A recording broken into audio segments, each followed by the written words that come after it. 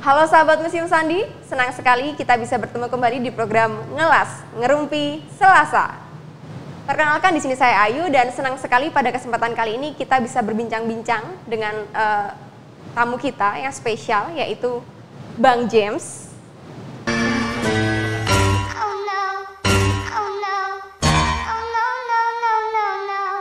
Kok James, bukan James ini? Bisa diganti nggak? Ganti dong, ganti. Bukan seni kamu, ayo.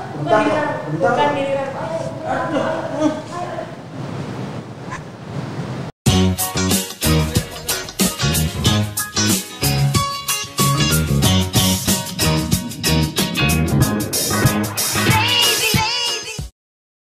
Halo sahabat Museum Sandi, senang sekali kita bisa bertemu kembali di program Ngelas Ngerumpi Selasa. Perkenalkan, di sini saya Ayu dan pada kesempatan kali ini kita akan ngobrol bareng nih dengan tamu istimewa kita yang tentunya paham betul nih tentang pelayanan publik di Badan Cyber dan Sandi Negara, yaitu Bang James. Selamat datang Bang James. Selamat datang di Yogyakarta. Terima kasih Mbak Ayu. Gimana kabarnya Bang James? Baik, baik Mbak Gimana Ayu. nih sama Yogyakarta nih, pesannya? Secara umum kalau saya sih kalau ke Yogyakarta tentunya ke Museum Sandi, ya Mbak, selalu ada pengalaman baru, ada pengetahuan baru yang saya dapat, banyak pelajaran-pelajaran. Pokoknya meskipun udah sering ke Museum Sandi, tapi pasti ada cerita baru yang kita dapatkan. Bahkan kalau nggak salah sekarang ini ada tampilan-tampilan baru ya. Betul. Kayaknya museumnya lebih fresh, lebih keren deh istilahnya gitu. Kalau di sisi saya yang memang jarang-jarang sih ke Jogja atau ke Museum Sandi itu sih Mbak. Paling tidak Bang James ini udah lumayan kenal ya dengan Museum Sandi gitu kan ya. Iya. Nggak asing kan ya Bang? Nggak asing. Orang lama, pemain lama gitu kan Pemain ya Bang? Pemain lama, betul. Nah, tadi Bang berkaitan dengan pelayanan publik, tentunya kita akan ngobrol bareng nih tentang seluk-beluknya seperti apa dan apa yang dilakukan BSSN, dan mungkin juga Bang James bisa ngasih masukan nih kepada kita gitu kan nantinya. Tapi sebelumnya kita beri kesempatan untuk Bang James memperkenalkan diri terlebih dahulu dan mungkin juga bidang pekerjaan yang digeluti saat ini Bang. Terima kasih Mbak Ayu. Jadi saya James Leonardo, lengkapnya James Leonardo Liko. Saat ini menjabat sebagai, sebenarnya karena sekarang BSSN sudah beralih, kita sudah melaksanakan perubahan dari model struktural menjadi fungsional. Jadi saat ini saya menjabat sebagai Pranata Humas atau fungsional Pranata Humas pada dan menjadi subkoordinator layanan publik dan informasi publik di Biro Hukum dan Humas. Jadi saya sehari-hari menangani terkait layanan masyarakat, terutama unit-unit kerja yang memberikan layanan kepada masyarakat, saya yang mengelola. Kemudian saya juga menjadi sekretariat dalam tugas-tugas pejabat pengelola informasi dan dokumentasi atau PPID. Kira-kira itu sih. Oke, berarti tentang pelayanan itu ya Bang. Dan itu penting banget buat Museum Sandi ini, karena kan Museum Sandi ini berinteraksi langsung terhadap pengunjung, terhadap masyarakat, dan tentunya kita harus memberikan pelayanan yang baik gitu Bang. Dan penting banget lah ini obrolan ini untuk Museum Sandi gitu kan ya Bang. Iya, iya. Nah, Bang, ini sebenarnya itu ada yang ingin saya tanyakan. Apa sebetulnya peran BSSN baik itu di pemerintahan dan untuk masyarakat gitu Bang? Mungkin banyak yang belum paham begitu BSSN itu apa, atau seperti badan seperti apa yang melingkupi apa begitu kan ya. Mungkin Bang James bisa sedikit memberikan penjelasan gitu, sebenarnya peran BSSN itu untuk pemerintahan seperti apa, dan untuk di masyarakat ini ada impact positifnya nggak sih, atau penting nggak sih sebenarnya gitu? Ya. Jadi BSSN sendiri kalau sesuai dengan nomenklatur tugas dan tanggung jawabnya, maka BSSN memiliki fungsi atau tugas untuk mengkolaborasikan dan mensinergikan seluruh sumber daya untuk peningkatan keamanan siber di ruang siber Indonesia gitu. Jadi segala sumber daya yang ada di Indonesia dimaksimalkan melalui program-program yang dilaksanakan oleh BSSN. Nah, tentunya kalau ngomong tadi Mbak Ayu bicarakan tentang pelayanan publik atau pelayanan yang dilakukan oleh BSSN, tentunya banyak layanan yang dilakukan oleh BSSN yang terkait dengan peningkatan keamanan siber. Ada proses literasi misalnya, edukasi kepada masyarakat, kemudian ada juga proses bisnis melakukan audit, ada juga proses bisnis menetapkan regulasi dan lain sebagainya. Jadi pelayanan-pelayanan ini diberikan oleh BSSN ke masyarakat untuk meningkatkan keamanan siber di ruang siber masyarakat. Gitu. Nah, Museum Sandi juga termasuk dalam proses bisnis layanan siber tadi.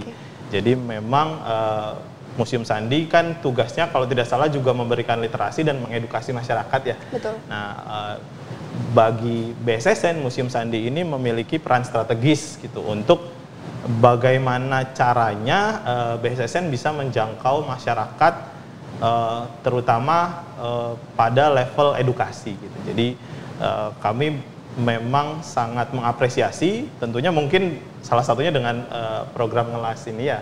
Gitu. Jadi bagaimana Museum Sandi mengedukasi masyarakat dengan berbagai cara. Kira-kira itu sih. Oke. Nah, dari tadi tuh kita dengarnya siber terus ya, Bang. Ya, siber. Nah, sebenarnya ruang lingkup siber yang seperti apa? Apakah karena kan kalau kita bicara ruang siber itu terlalu luas jangkauannya. Apakah semua itu ditangani oleh BSSN atau misal ada batasan-batasannya begitu, Bang? Bisa dijelaskan? Kalau batasannya sih memang lebih kepada kalau saat ini kan kita ngomong tentang siber, kita sangat erat kaitannya tentang interkoneksi antar jaringan. Bahasanya umum yang dikenal adalah internet. Gitu. Jadi memang ruang siber ini sangat luas dan memang kalau ngomong internet sebenarnya tidak ada sekat fisik gitu ya.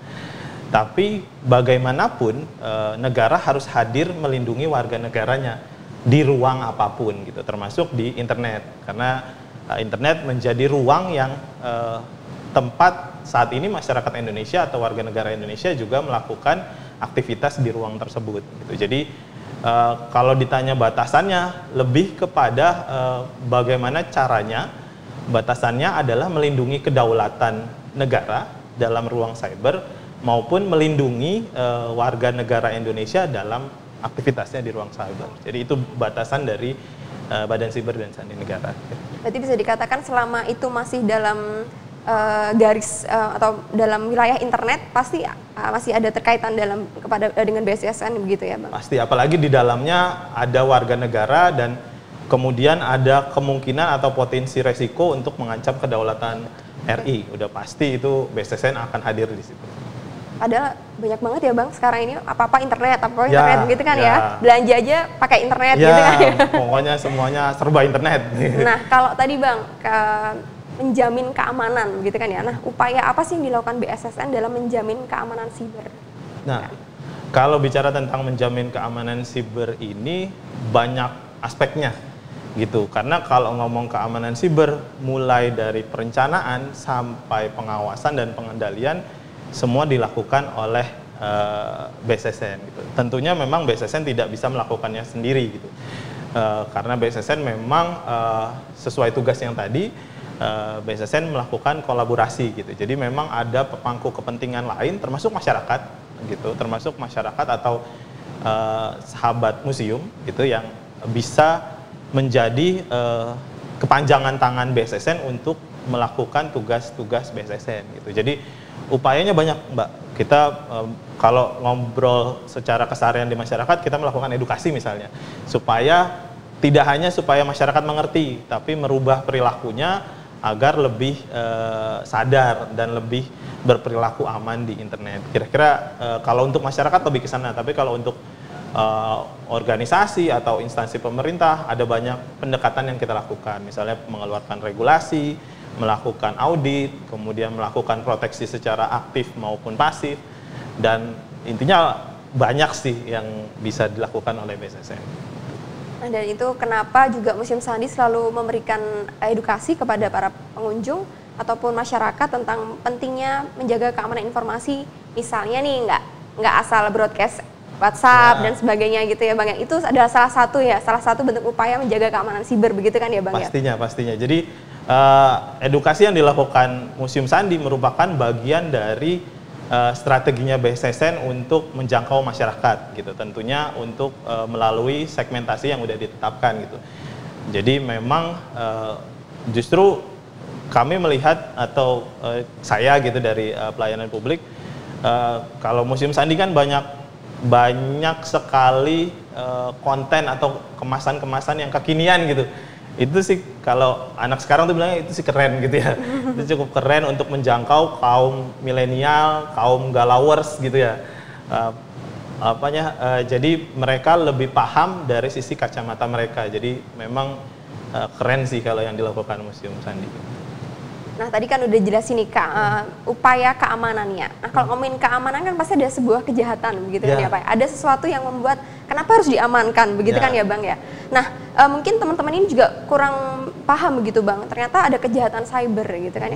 Kejahatan cyber itu sebetulnya apa saja gitu ya. Mungkin tanpa disadari dengan kita main internet kita nggak ngerti kalau di situ ada kejahatan gitu kan. Dan mungkin Bang James bisa sedikit jelaskan apa saja sebenarnya kejahatan cyber itu biar teman-teman juga di sini bisa peka gitu untuk berhati-hati gitu Bang. Ya, jadi kejahatan siber itu bermacam-macam, bisa dikategorikan dari sisi sosial maupun dari sisi teknis, bisa dikategorikan dari sisi motivasi, apakah motivasinya hanya untuk bermain-main atau lebih serius mendapatkan keuntungan finansial gitu. Jadi memang banyak sekali gitu. Sebagai contoh misalnya hoax gitu. Hoax juga merupakan salah satu kejahatan di dunia cyber gitu. Ada beberapa teknik teknik kejahatan cyber misalnya phishing gitu. Itu kan menebarkan kepalsuan gitu, kepalsuan di internet supaya orang terjebak sehingga menaruh sesuatu atau melakukan tindakan yang seharusnya dia tidak lakukan, misalnya men-share password gitu kan ya dan lain sebagainya. Jadi banyak tekniknya gitu. Nah, itu yang terkait pendekatan sosial, bahkan itu sering sekali terjadi di masyarakat saat ini gitu. Nah, kalau ngomong yang teknis banyak, mulai dari hacking sendiri jenisnya ada banyak, mulai dari malware, kemudian ada yang namanya kalau database itu ada yang namanya SQL injection, kemudian ada juga cross-site scripting. Nah, itu teknis-teknis yang mungkin bisa lah kadang-kadang siapa tahu kalau mau ngebahas salah satu tuh bisa dibahas tentang teknik-teknik serangan itu gitu. Kita banyak banget ya Bang. Banyak banget. Saya aja baru ada beberapa yang baru dengar gitu kan. Baru dengar gitu kan. Nah tapi kalau yang tren pada masa kini apa Bang kira-kira? Mungkin bisa satu atau dua yang tren banget. Baru-baru mungkin di tren 2021, tapi ini tren kejahatan cyber Bang. Bukan tren mode ya. Tren kejahatan cyber. Tren kejahatan cyber. Kalau merujuk dari, jadi teman-teman kalau mau, atau sahabat museum berarti ya, sahabat museum bisa melihat BSSN itu baru mengeluarkan laporan gitu, namanya laporan Pusop Kamsinas gitu. Jadi BSSN ini mempunyai tugas untuk melakukan monitoring traffic internet gitu. Di monitoring traffic internet itu bisa melihat segala aktivitas yang disebut sebagai kejahatan tadi di internet. Nah, itu laporannya bisa diunduh di websitenya BSSN. Nah, kalau berdasarkan laporan Pusop Kamsinas itu, kita melihat ada banyak aktivitas malware gitu. Jadi ada banyak aktivitas malware yang berseliweran dan bertebaran di internet gitu. Nah, aktivitas malware ini efeknya atau dampaknya istilahnya kalau bahasa awamnya virus gitu. Jadi ada banyak virus yang terinstal di komputer baik disadari atau tidak disadari sehingga menyebabkan banyak kebocoran data pribadi bisa jadi. Kemudian ada kalau kita dengar itu namanya teknik ransomware. Jadi dia meminta tembusan ketika file atau datanya dienkripsi gitu. Jadi dari malware itu berkembang ke berbagai dampak lanjutan gitu. Tapi kalau dilihat datanya Pusop Kamsinas itu ada banyak hal terkait malware tadi. Berarti kejahatan siber yang tren itu adalah malware gitu ya. Atau bahasa gampangnya yang mungkin teman-teman masih awam dengan bahasa-bahasa cyber gitu ya, itu adalah virus gitu ya Bang ya. Oke.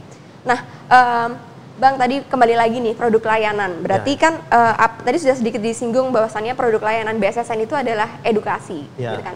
Ada yang lain nggak Bang kira-kira produk layanan dari BSSN itu sendiri? Jadi kalau ngobrol tentang layanan publik BSSN, kita punya banyak atau paling tidak yang ditetapkan oleh Kepala Badan Siber dan Sandi Negara ada sekitar 10 layanan publik. gitu, mulai dari pemeriksaan keamanan atau istilah teknisnya itu penetration testing, kemudian ada juga asistensi, jadi kita mengeluarkan layanan untuk melakukan konsultasi kepada beberapa instansi tentang bagaimana memperkuat sistem keamanannya. Gitu. Ada juga kita memberikan layanan dalam bentuk memberikan asistensi supaya kan kalau dalam teori keamanan atau dalam nomenklatur keamanan kita sering kenal nggak ada sistem yang 100% aman gitu ya. Jadi pilihannya kalau mengambil istilah dari seorang pakar di internet, sistem informasi itu cuma ada 2 pilihan, sudah diserang dan belum diserang. Nah, BSSN punya layanan untuk mengasistensi setiap entitas untuk bersiap ketika dia diserang, gitu kan. Kalau ngomong pacaran ya zaman sekarang gitu, kalau kan konten-kontennya museum sering kesana tuh. Intinya kan bukan bisa atau tidak bisa diputusin. Intinya kalau pacaran itu kan cepat kembali bangkit ketika kita diputusin gitu ya. Jangan lama-lama galaunya gitu. Nah, keamanan cyber juga gitu. Intinya jangan sampai setelah diserang kita lama gitu recovery-nya. Jadi memang serangan itu sesuatu yang sangat mungkin terjadi, tapi poinnya adalah bagaimana cepat tindakan preventif juga ya. Kembali berdiri gitu, recovery. Nah itu tadi Bang, tapi karena berapa kali saya nonton nih di Instagramnya ya kan ada kayak tentang bagaimana bullying itu ternyata juga termasuk dalam sebuah kejahatan gitu ya. Tapi apakah mungkin, tapi kalau kita kena bullying itu apakah kita melapornya tetap ke kepolisian atau ke BSSN nih Bang? Yang mungkin masih pada bingung gitu kan ya Bang? Ya. Jadi memang itu yang suka jadi pertanyaan oleh masyarakat ke BSSN, baik melalui media sosial BSSN, mungkin juga melalui media sosialnya Museum Sandi. Terkait penindakan, saat ini memang BSSN belum memiliki kewenangan untuk melakukan penindakan. Tapi itu tidak membatasi ruang gerak BSSN gitu. BSSN dalam hal ini memiliki kompetensi untuk melakukan baik pencegahan maupun pendeteksian dan pengidentifikasian tadi maupun proteksinya. Tapi yang jadi masalah adalah penindakan secara hukum karena secara kewenangan tidak ada. Nah, kalau soal laporan memang sebaiknya bisa dilaporkan ke pihak yang berwajib atau berwenang, baik kepolisian maupun mungkin ada kejaksaan atau ada PPNS di tempat yang lain gitu. Nah, jadi memang mekanisme bullying dan lain sebagainya itu bisa dilaporkan ke pihak yang berwajib. Tapi nggak ada salahnya kalau dilaporkan ke BSSN, nanti juga akan kami teruskan ke entitas yang terkait. Tapi yang jadi poinnya adalah BSSN juga nggak tinggal diam terkait bullying yang dilakukan. Jadi BSSN berupaya yang tadi dilakukan, mungkin Museum Sandi juga kan akan sering melakukan edukasi gitu. Jadi tindakan yang dilakukan BSSN tidak hanya tadi represif, sifatnya menindakan, tapi juga melakukan preventif. Nah, kalau represif, intinya kita akan, kadang-kadang kita juga diminta bantuan, baik oleh Polri, baik oleh kejaksaan, dan lain sebagainya, untuk menyelidiki lah gitu istilahnya, membantu mereka untuk menyelidiki tindakan-tindakan kejahatan di internet, kira-kira gitu. Mantep banget nih. Mantep. Ya kan? Mungkin nggak sadar kan banyak kaula muda nih yang sering galau atau apa gitu yang sakit hati, patah hati gitu kan ya. Nggak sadar kalau ternyata bullying itu termasuk juga sebuah kejahatan ya. Sebuah kejahatan yang bisa sebenarnya kita selesaikan gitu kan ya, secara mau beneran apa enggak nih gitu kan ya, biar orang tuh nggak seenaknya gitu kan ya Bang ya, di dunia internet apalagi gitu kan ya. Nah, ini Bang, ada titipan pertanyaan nih karena kemarin kita sempat mengajukan Q&A di Instagram karena kita hari ini mau bincang-bincang sama spesial tentang pelayanan publik nih tentang BSSN gitu kan ya. Akhirnya ada pertanyaan ini Bang. Bagaimana pandangan BSSN tentang SQL injection, lalu cara kerjanya itu sebenarnya seperti apa, kemudian cara mencegahnya itu bagaimana gitu. Oke, pandangan BSSN terkait SQL injection. Pandangannya yang jelas itu adalah satu teknik serangan yang mengakibatkan misalnya kebocoran data dan merugikan bagi si pemilik sistem gitu. Nah, Jadi memang SQL injection ini berbahaya dan harus diproteksi atau dimitigasi dari awal gitu. Nah, kalau bicara tentang teknisnya, SQL injection adalah teknik untuk melakukan serangan kepada sistem database.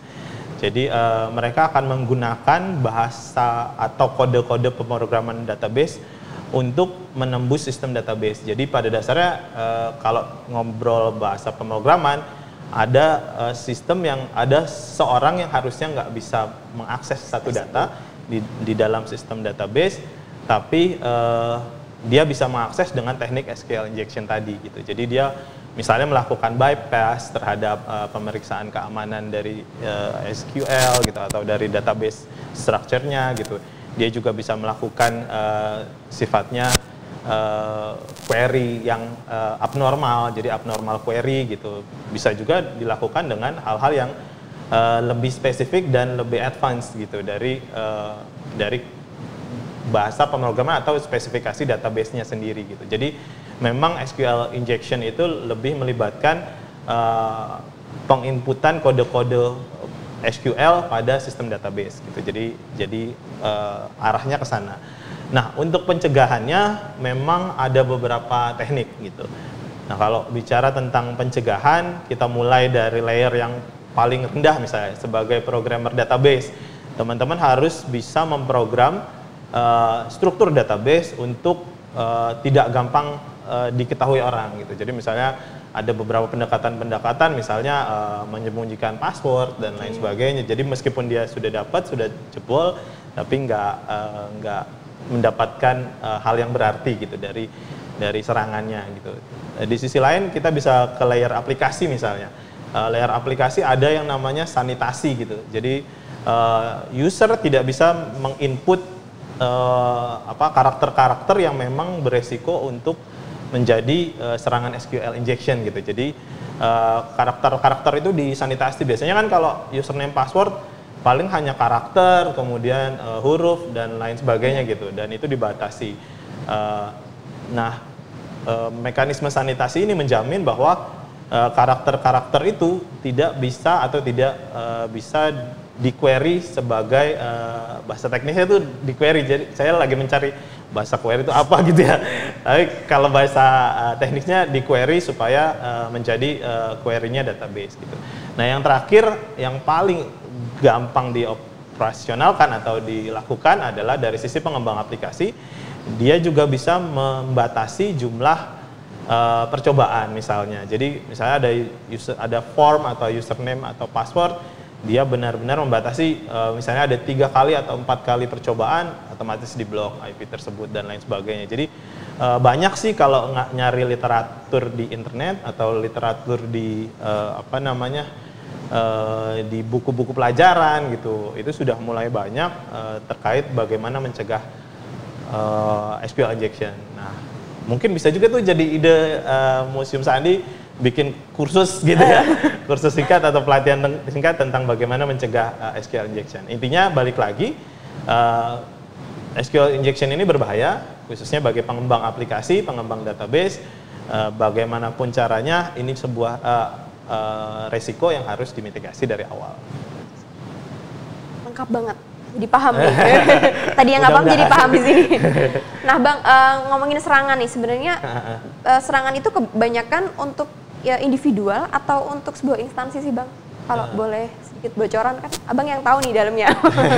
Gitu. Kalau berbicara tentang individual dan apakah itu individual atau instansi gitu, biasanya lebih kepada motif. Gitu. Okay. Kalau berbicara tentang banyaknya serangan dan lain sebagainya, ya mungkin bisa dilihat dari laporan-laporan BSSN gitu. Tentunya memang laporan BSSN ada keterbatasan terkait jumlah sensor yang ditanamkan gitu. Tapi pada dasarnya itu bisa menggambarkan aktivitas yang terjadi gitu. Nah, kalau berbicara individual dan organisasi tadi, pada dasarnya kembali ke pernyataan tadi saya awal bahwa seluruh sistem itu nggak ada yang aman gitu. Jadi kita nggak bisa ngelihat 100% ya, aman. Mentang-mentang datanya kecil, jadi saya nggak mungkin diserang nih gitu, betul. Secara individual. Toh saya juga di internet juga nggak ngapa-ngapain gitu. Ada beberapa kasus Bahkan ada orang-orang yang tidak pernah terkoneksi internet, tapi namanya digunakan untuk kejahatan siber gitu. Jadi kita nggak bisa menutup mata terkait resiko kita di keamanan siber gitu. Jadi kadang-kadang kan ada yang kita punya 2 nomor handphone gitu ya. Nomor handphone pertama ada WhatsApp-nya, tiba-tiba nomor handphone kedua begitu kita daftarin kok udah ada WhatsApp-nya gitu. Nah, itu dipakai atau dimanfaatkan orang-orang, bisa jadi nomor kedua ini untuk menipu, untuk berbuat kejahatan. Ujung-ujungnya ketika ada catatan misalnya di Kominfo kan harus daftar nomor telepon Iya, ya. betul. Yang terdaftar kan nomor kita gitu. Nah, itu jadi memang kita tidak bisa menghiraukan keamanan itu gitu. Jadi baik secara individu maupun nanti secara organisasi, semua harus sadar terkait resiko keamanan internet atau keamanan siber gitu sih. Ya, betul. Jadi bukan melihat dia siapa gitu ya Bang ya. Siapa aja diserang gitu kan ya Bang. Contohnya nih Bang, ini curhat dikit nggak apa-apa kan ya Bang? Harus. Jadi saya aja pernah kena skimming tuh Bang. Padahal kan saya ini bukan siapa-siapa ya Bang. Ya. Nah itu berarti semuanya itu berarti tetap harus berhati-hati dan berwaspada dalam menggunakan entah itu aplikasi apapun. Pokoknya di dunia internet itu harus berhati-hati begitu kan ya Bang. Betul. Nah sekarang Bang, ini karena musim sandi nih. Musim sandi ini kan memberikan pelayanan, harus memberikan pelayanan. Entah itu edukasi, entah itu dalam hal ini mungkin informasi yang berkaitan tentang keamanan siber maupun persandian begitu.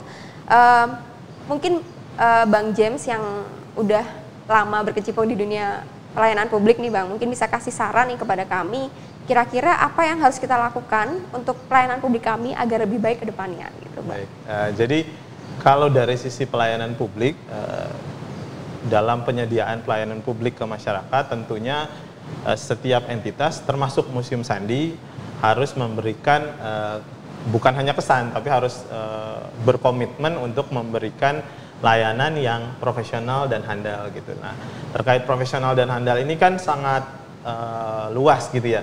Sangat bergantung pada persepsi masing-masing gitu. Tapi pada dasarnya ada beberapa aturan-aturan, bahkan Indonesia sendiri melalui misalnya Kemenpan RB sudah menetapkan beberapa aturan terkait memberikan pelayanan publik yang terbaik gitu. Dan tentunya harusnya pelayanan publik ini terus meningkat dari tahun ke tahun gitu. Nah, kalau ngomong Museum Sandi dalam melaksanakan tugas termasuk dalam memberikan pelayanan publik, ada banyak yang harus diperbaiki gitu. Maksudnya bukan dalam arti sekarang tidak baik, bukan itu gitu.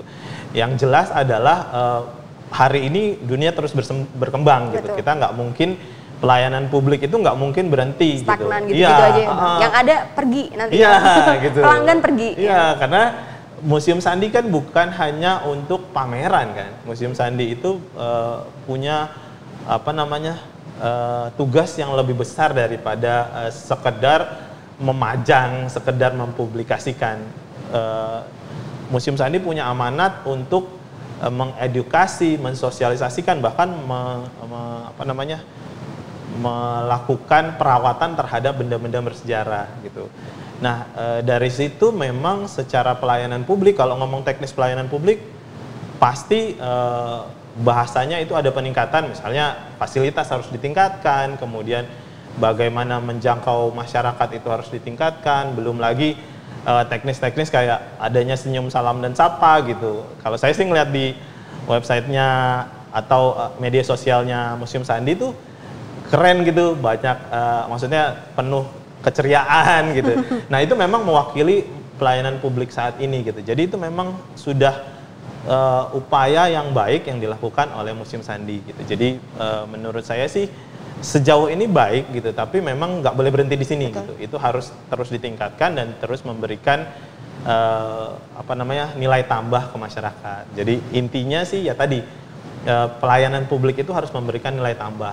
Kita harus lihat masyarakat butuhnya apa, nilai tambah apa yang diperlukan oleh masyarakat, kemudian Museum Sandi berperan aktif di dalamnya. Kayak tadi edukasi, sebenarnya kan edukasi itu mungkin bagi Museum Sandi urutan keberapa secara prioritas, tapi kalau itu nilai tambah yang memang diinginkan masyarakat Jogja misalnya, atau reach-nya sekarang bisa lebih di luar Jogja, kan itu bisa aja dilakukan gitu sih. Jadi balik lagi, saat ini udah bagus gitu, tapi kedepannya memang harus lebih baik gitu dari sekarang. Itu aja sih kalau berarti intinya kita harus peka ya Pak, peka atas kebutuhan masyarakat yang terus berkembang gitu kan ya, nggak cuman melulu ini museum nih, ada ini nih gitu kan ya, kita jelaskan sudah selesai, enggak kan gitu. Nah kita juga sebenarnya salah satu hal yang kita utamakan nih Bang di museum ini, kalau bisa tuh pengunjung tuh nggak datang cuma sekali Bang. Jadi setelah udah tahu jangan terus nggak mau lagi gitu kan ya Bang. Harus ada informasi yang memang berkembang tentang entah itu persandian, entah itu tentang keamanan cyber yang berusaha kita update terus untuk teman-teman itu kalau mau datang lagi tuh oh ada yang baru nih gitu kan di Museum Sandi, itu salah satunya gitu Bang. Dan Museum Sandi juga tentu akan menjalankan fungsi-fungsi museum, yaitu fungsi edukasinya Bang, fungsi rekreasinya juga, dan juga fungsi riset, karena di sini juga teman-teman bisa melakukan riset penelitian begitu ya, lebih mendalam, mungkin juga bisa membantu kita para Museum Sandi ini untuk mengungkap hal-hal yang mungkin belum terungkap gitu kan ya Bang. Benar. Gitu. Itu adalah salah satu acuan kita untuk menjalankan pengelolaan di Museum Sandi ini begitu. Nah Bang, ini kaitannya dengan dunia keamanan cyber nih, mungkin Bang James punya sedikit pesan gitu untuk kaula muda yang hobi banget dikit-dikit handphone, mungkin sejam itu bisa sekitar 58,5 menit untuk handphone ya Bang. Jadi cuma 1,5 menitnya untuk nengok kanan kiri doang.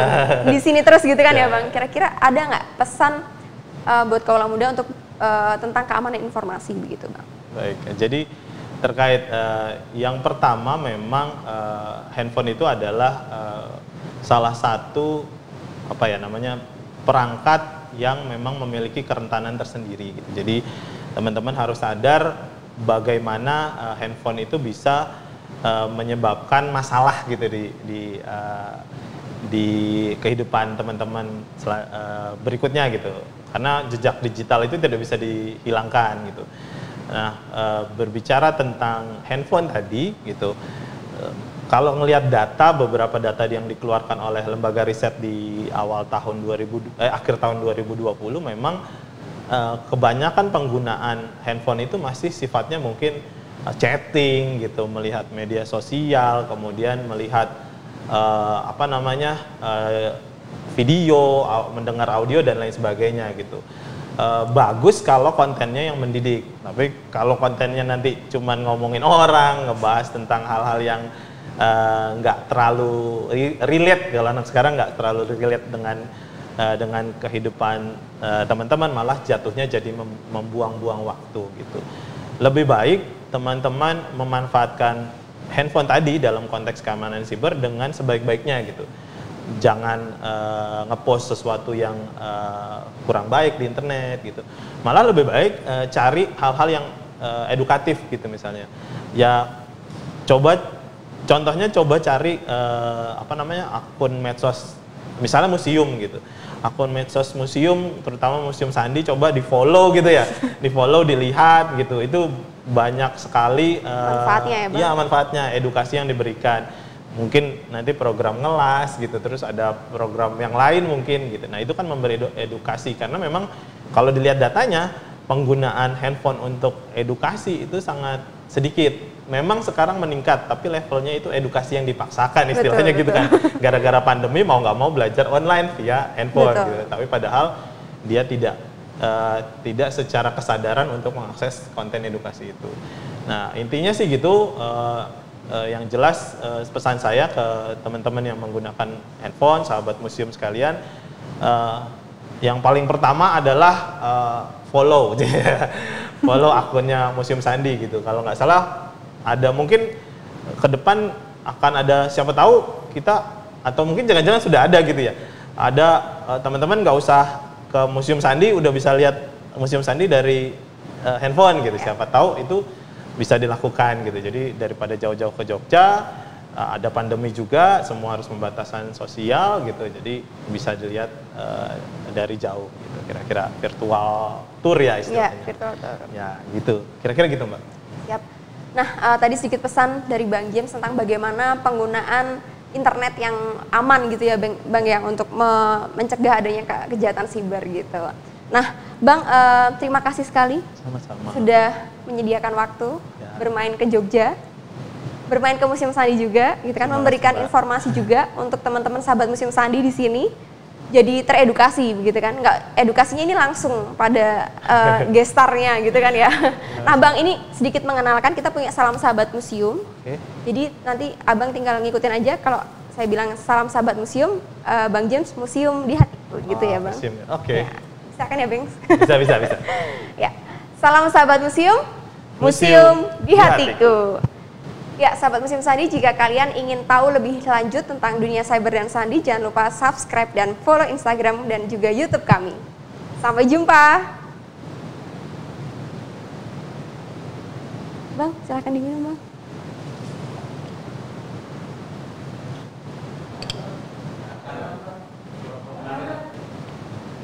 Gak apa-apa. Oh, gitu ya. Kok berubah Mas? Jangan. Saya ada satu lagi nih. perasaan tadi bukan Mas.